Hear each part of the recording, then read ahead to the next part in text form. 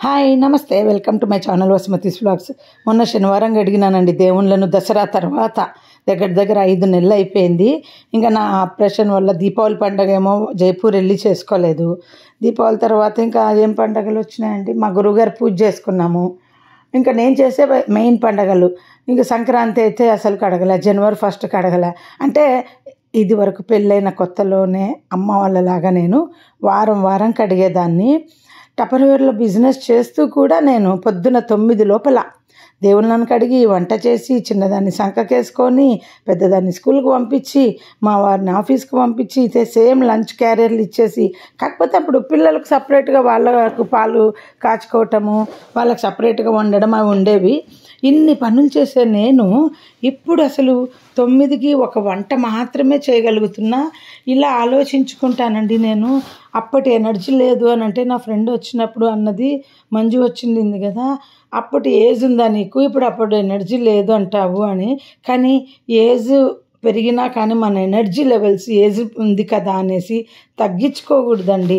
ఇంకా అట్లా అనుకుంటూ పోతూ ఉంటే మొత్తము మనము ఏమీ చేయకూడదు. 50 ఏళ్ళు వచ్చినాయి అంటే 52 ఏళ్ళు వచ్చినాయి, నేనేం చేయకూడదు, నా ఏజ్ లేదు కాదు, మన ఎనర్జీ పోయిన దాన్ని మళ్ళీ పెంచుకోవాలనేది నా కాన్సెప్ట్ అండి.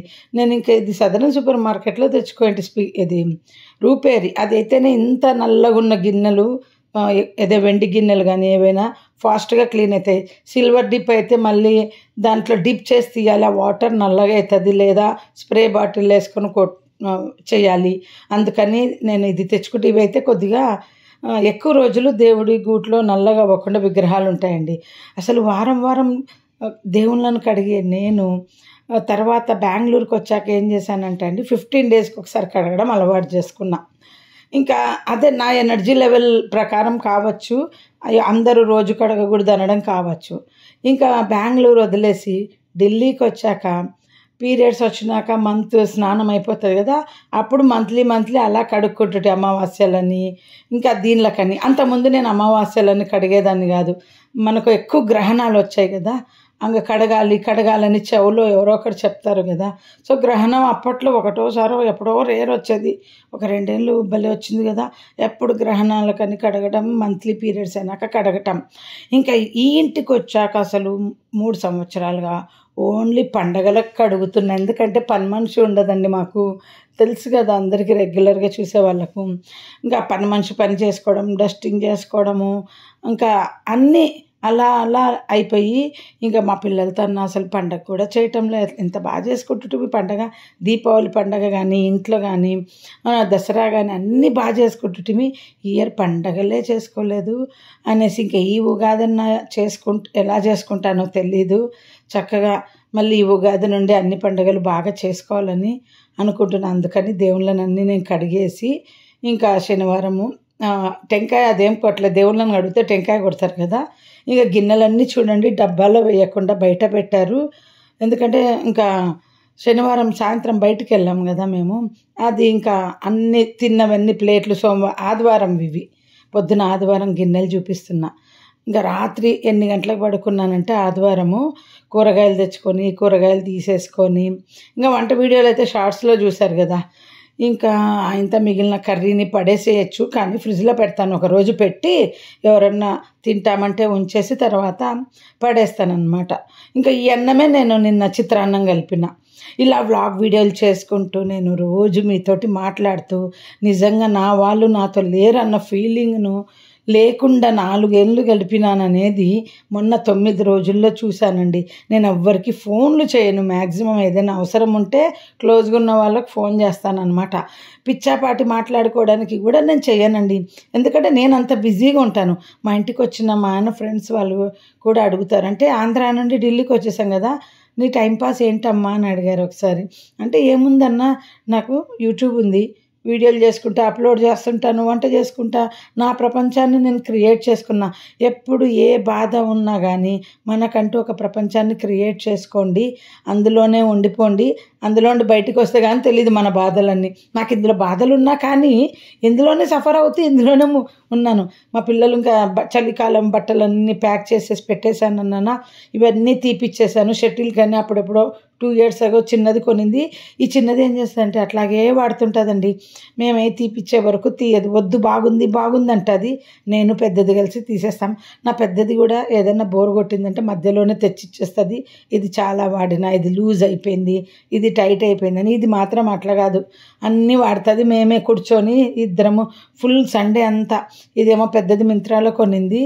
అసలు మింత్రా బట్టలు ఏం బాగలేవంటున్నారండి మా పిల్లలు, అన్నీ వేస్ట్ కొన్నవన్నీ అని. మా పిల్లలు ఎక్కువ ఈ మధ్య టీషర్ట్స్ కంటే మా పెద్దది కుర్తీలు కొనుక్కుంటుంది. డైలీ వేర్కి బోర్ కొట్టినాయి టీషర్ట్స్ వేసుకొని అనేసి టాప్స్ కొనుక్కుంటుంది ఒక 350 అట్లా. అవి బాగా వాడేసి అయితే బోర్ కొడితే తీసేస్తుందండి. మేము ఇప్పుడు ఈ లిక్విడ్ వాడుతున్నాం కదా, మోదీ కేర్ది. మధ్యలో ఒక సంవత్సరం పిచ్చోల్లాగా మార్కెట్లో అందరు వాడుతున్నారు కదా అని మార్కెట్లో లిక్విడ్లు తెచ్చుకొని వాడడం వల్ల మాకు తెలియలేదు కలర్ పోతున్నాయని. మా పిల్లలు వచ్చి ఎందుకమ్మా ఈ మధ్య బట్టలన్నీ కలర్ పోతున్నాయి అంటే అప్పుడు చెప్పిన. నాకు నా బట్టల వల్ల నాకు పెద్ద తేడా తెలియలేదు, కానీ పిల్లల బట్టలు రెడీమేడ్వి కదా, మనం ఏముంటాయండి, మన సింథటిక్ చీరలు ఉంటాయి, కాటన్ అయితే తెలుస్తాయి. నేను కాటన్ చాలా తక్కువ అయిపోయింది ఈ మధ్య వాడడము. సో ఇంకా అందువల్ల నా బట్ట మీద తెలియలేదు. ఇంకా నేను కూడా మధ్యలో అనుకునేదాన్ని, మా ఆయన షర్ట్లు ఎందుకు అబ్బా తొందరగా పాడైపోతున్నాయని, ఆ సర్ఫ్ వల్ల అనేది మర్చిపోయా.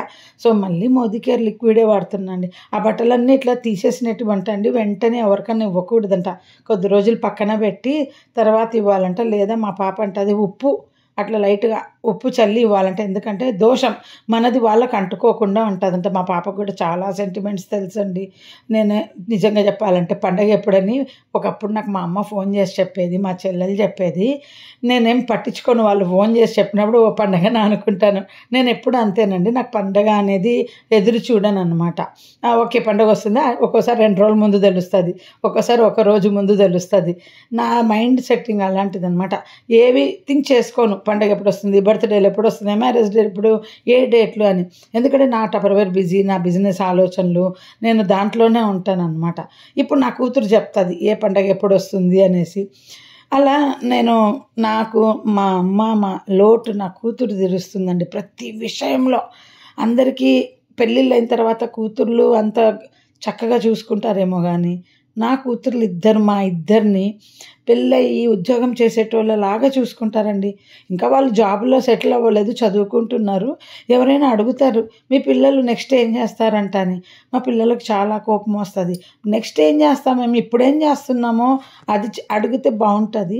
నెక్స్ట్ ఏం చేస్తామో మాకే తెలీదు. ఈరోజు ఒకటి అనుకుంటాం, రేపు ఒకటి అనుకుంటాం, మళ్ళీ అడుగుతారు. ఒకసారి అట్లాగే అడిగారు, నువ్వేదో మీ పిల్లల్ని ఏమో చేస్తామనుకున్నావు, మరి ఏదో అయినారని. అందుకే ఏ పిల్లలనేనండి నెక్స్ట్ ఏం చేస్తావని అడగండి.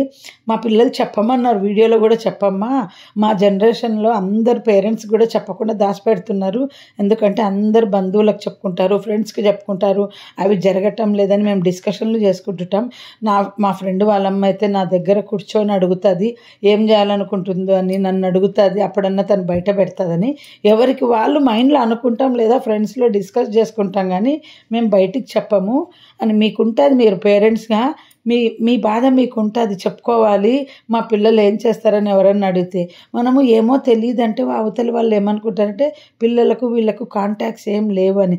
ఒక్కోసారి మా పాప ఏడుస్తుంది కూడా అండి, చెప్పొద్దు ఏదన్నా మేము చదవాలనుకున్నా ఏదన్నా చేయాలనుకున్న విషయం ఎవరికి చెప్పొద్దు నాన్న, నువ్వు ఒక్కసారి చెప్పొచ్చినావా అయిపోయా, మేము అది ఆలోచన మారిపోతుంది అనేసి.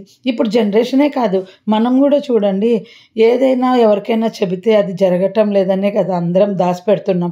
అంతేగాని వాళ్ళకి చెప్పకూడదు అని కాదు. ఏమిటంటే ఈ ప్రకృతిలో ఈ కాలంలో మన నోటి నుండి బయటికి ఇలా ఏదన్నా వస్తే చాలు. ఓకే అండి, బాయ్, సీ యూ.